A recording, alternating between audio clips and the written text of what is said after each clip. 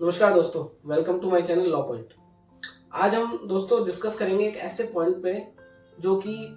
Mostly youth, आज जैसे मैं खुद यंग हूँ, मेरी सिमिलर एज के सारे जितने भी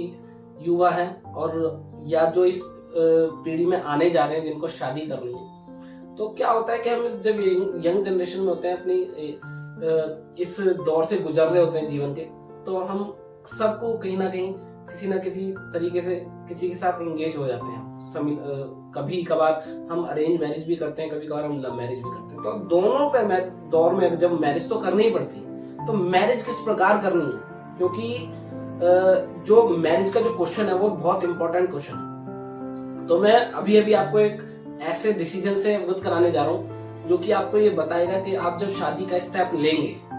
ये खासकर उन लोगों के लिए है जो लोग लव मैरिज और भाग के शादी करने के बारे में सोचते हैं। तो उन लोगों को ये ध्यान रखना है कि वो जब इस तरीके का कोई भी स्टेप उठाएंगे तो उनको किस प्रकार से शादी करनी है, क्योंकि ये बहुत इंपॉर्टेंट पॉइंट है। क्योंकि मोस्ट ऑफ दी केसेस में आजकल हम सब जानते हैं कि इस तरीके के केसेस में जब भी लड़का या लड़की जब चले जाते हैं, घर से भाग जाते हैं और शादी कर लेते हैं, खासकर आर्य समाज में, तो उस दौरान शादी तो कर लेते हैं, फिर वो रहना भी शुरू कर देते हैं। बट आफ्टर सम टाइम क्या होता है कि फैमिली में या उनकी तरफ से प्रेशर आने से लड़की अपने घर चली जाती है और लड़की फिर लड़के के अगेंस्ट कंप्लेन कर देती है और रेप के चार्जेस लगा देती है। तो इस सिचुएशन से बचने के लिए आपके लिए बहुत ज्यादा इंपॉर्टेंट है कि आप ये अवगत रहें कि आपको जब भी इस तरीके का कोई स्टेप उठाते हैं तो आप शादी जो करें उसको बड़े ध्यान से सोच समझ के, और जो कि एक संवैधानिक प्रोसीजर बनाया जाए उसके साथ ही स्टेप फॉलो करते हुए करें। तो आज मैं आपको बताने जा रहा हूँ, ऑनरेबल इलाहाबाद हाई कोर्ट ने एक जजमेंट पास करी है, उसकी डेट है 17/11/2022, जिसके अंतर्गत उन्होंने स्पेसिफिकली कहा है कि आर्य समाज की शादी इनवैलिड है, वो उसका स्टैट्यूटरी इंपॉर्टेंस कोई भी नहीं है। तो ये याद रखिए, ये आप इस वाली जजमेंट को उस क्रम में देख सकते हैं जिसमें supreme court, honourable supreme court ने एक ओरल ऑब्जर्वेशन दी थी कि जितनी भी आर्य समाज की शादियां हैं वो इनवैलिड है। तो उसी के क्रम में मैंने जैसा आपको बोला कि ओरल ऑब्जर्वेशन थी ऑनरेबल सुप्रीम कोर्ट की, बट यहाँ पे लिखित में ऑब्जर्वेशन जो ये बताती है कि आर्य समाज के अंदर होने वाली सारी शादियां इनवैलिड है। और इवन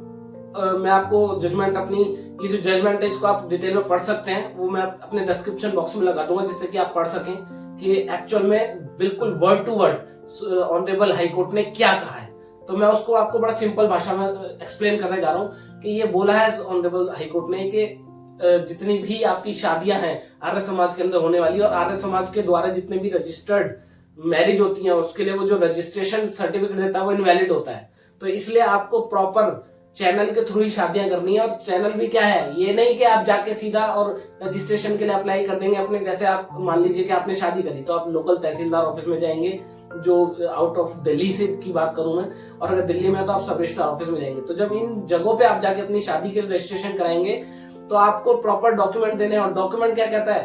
ये आप जजमेंट पढ़ेंगे तो उसके अंदर क्लियर लिखा है कि आपको शादी करनी है हिंदू लॉ के अंदर प्रॉपर वैदिक तरीके से, मतलब कि आपको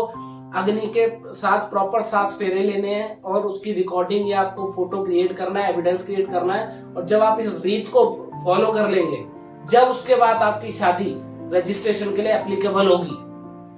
यही सबसे ज्यादा इंपॉर्टेंट है कि आपको शादी भी कर रहे हैं अगर आप, तो आपको प्रॉपरली चैनल फॉलो करना है। इसका मतलब आपको वैदिक तरीके से ही शादियां करनी है। 7 फेरे लेने अग्नि के सामने, यही में सबसे ज्यादा इंपॉर्टेंट, अग्नि के सामने 7 फेरे, इसको लेके प्रूफ क्रिएट करिए। प्रूफ क्रिएट करने के बाद आप रजिस्ट्रेशन के लिए जाइए शादी, और वो भी अपने कंसर्न सब रजिस्ट्रार ऑफिस या तहसीलदार ऑफिस, इन्हीं दोनों जगह पे आपको जाके शादी रजिस्टर्ड करानी है। और वहां से जो प्रमाण पत्र आपको मैरिज रजिस्ट्रेशन सर्टिफिकेट मिलेगा केवल उसकी ही वैधता होगी। और इस तरीके से आप शादी करेंगे तो आपके ऊपर अगर लड़की के पेरेंट्स या लड़के के पेरेंट्स कोई भी दबाव बना तो आप अलग होते हैं, तो आप इन रेप के चार्जेसों से बच सकते हैं और किसी भी ऐसी कानूनी दांवपेच से बच सकेंगे जिससे आपको फ्यूचर में हार्म हो सकता है। तो दोस्तों, आज का मेरा टॉपिक इसी से रिलेटेड था। अगर आपको मेरी वीडियो अच्छी लगी हो तो मेरे चैनल को लाइक करें, सब्सक्राइब करें और ज्यादा से ज्यादा इस वीडियो को शेयर करें उन सभी लोगों के साथ जो कि इस चीजों में कंफ्यूज रहते हैं कि शादी करें तो किस प्रकार से करें। तो ये उन सभी के लिए। तो मैं आज के लिए आप सबका बहुत बहुत धन्यवाद करूंगा कि आपने मेरी पूरी वीडियो